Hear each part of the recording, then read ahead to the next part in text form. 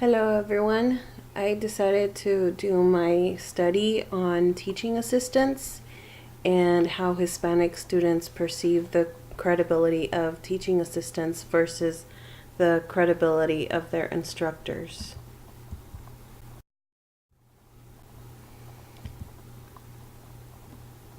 In this video, I will be giving you a rationale as to why I selected this topic, along with providing you some information regarding literature review on credibility and teaching assistants, which leads into my two research questions.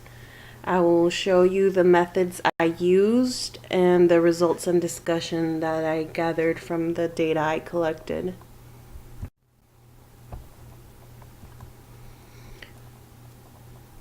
Currently, the educational reality is that the United States has poor educational standards as compared to other countries. In fact, students think that their instructors are usually hostile or sometimes even unfamiliar with the content that they are teaching. These are seen as teacher misbehaviors, and they have a very negative influence on students' affect for the courses and their instructors. Instructors and teaching assistants are overall lacking the persuasive skills that it takes to motivate students to take an active role in their own learning. Credibility is basically the believability of a speaker. The messages are interpreted and evaluated through the filter of the receiver's perceptions of the message source, meaning that it is in the eye of the audience. It doesn't really matter who the person is or what their actual credibility is. All that matters is how they are viewed from the audience. And existent research does not actually reflect that Hispanics are the largest majority in the United States, which is why I focused on Hispanic students. Most of the studies that are out there are on Caucasian populations. The purpose of the study is to identify if there are any differences between instructors' credibility and teaching assistants' credibility from the point of view of Hispanic students.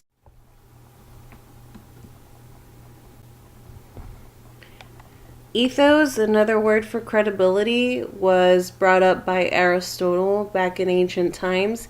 He spoke of the character of the speaker, which is ethos. Overall, credibility is made up of three things, which is intelligence, character, and goodwill. These are the things that make up credibility. And again, like I said, they are made up in the mind of the audience. Credibility has been studied in a variety of different fields. It has been studied in advertising and marketing in order to sell to consumers, in the media to see how people react to the news and how much trust there is in the media. In law, persuasion is used and the credibility is taken on the basis of the lawyers. The lawyers need credibility to persuade the judges and the jurors. And also in education, obviously, there is the term called teacher credibility. Teacher credibility refers to the attitude students have towards their instructor.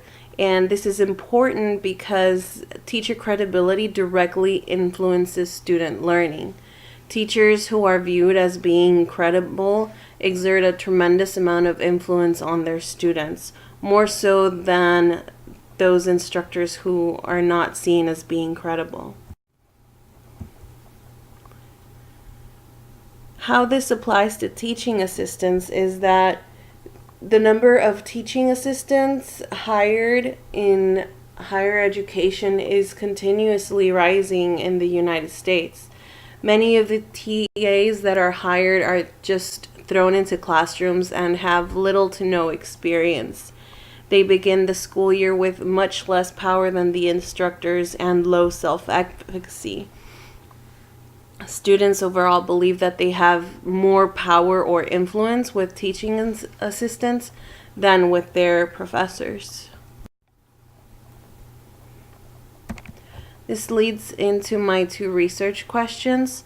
Research question 1 asks, is there a difference between Hispanic students' perceived credibility of instructors and students' perceived credibility of teaching assistants? Research question 2 asks, do Hispanic students have a positive or negative regard of their teaching assistants' credibility? The methods I used for the study, participants were 31. They were all 18 years or older, undergraduate students, all of Hispanic descent, and they were all from introductory communication courses. All the participants read a consent form and volunteered for this study. The instrument I used was the Perceived Teacher Credibility Scale by McCroskey and Young, and this consists of 12 semantic differential items. Like the example here states, students had to select from one extreme to the other. So for example, my instructor in this course is, and they would have to select one of the blanks between expert and inexpert. The Cronbach's alpha for this scale has ranged in various studies between 0.84 to 0.93. Overall, the survey included 3 sections. The first section was solely demographics, and the second and third sections were the Perceived Teacher Credibility Scale. The first time it was answered for the instructor, and the second time for the teaching assistant.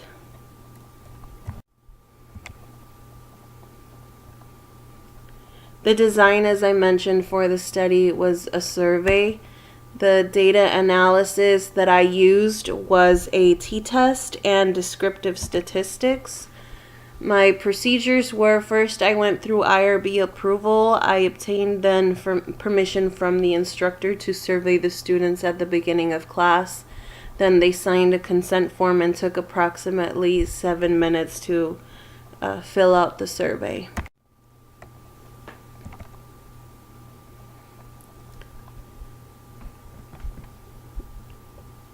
The result to the t-test is shown there. The t-value was 1.55.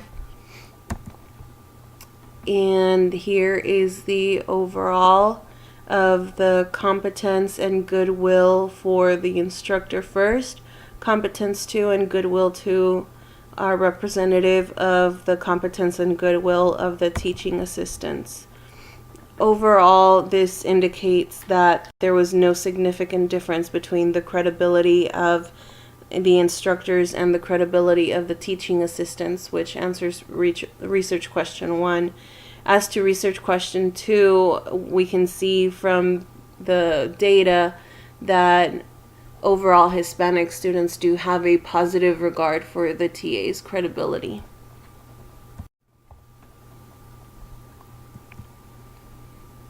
This has one major implication, that instructors and TAs do need to learn to reach their student populations, even though it may not be exactly related to credibility. There is still much research needing to be done in regards to how to reach these student populations.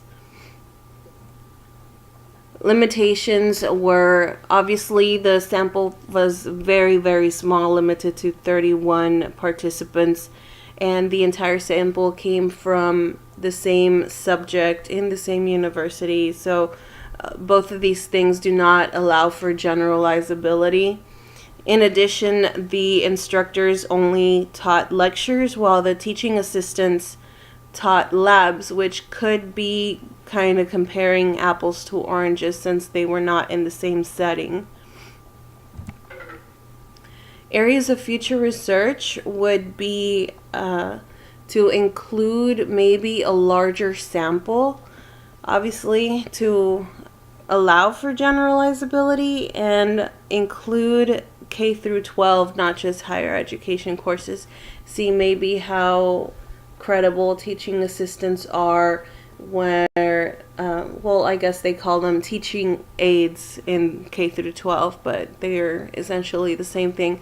So again, to include K through 12 in these type of studies. In addition, maybe a qualitative approach, including interviews or some type of experimental approach, would serve to provide more data. Another thing that I would like to look into in the future is if there is differences in the way that teaching assistants are perceived, and compare those that are trained versus those that are not trained or have very limited training. Thanks for watching.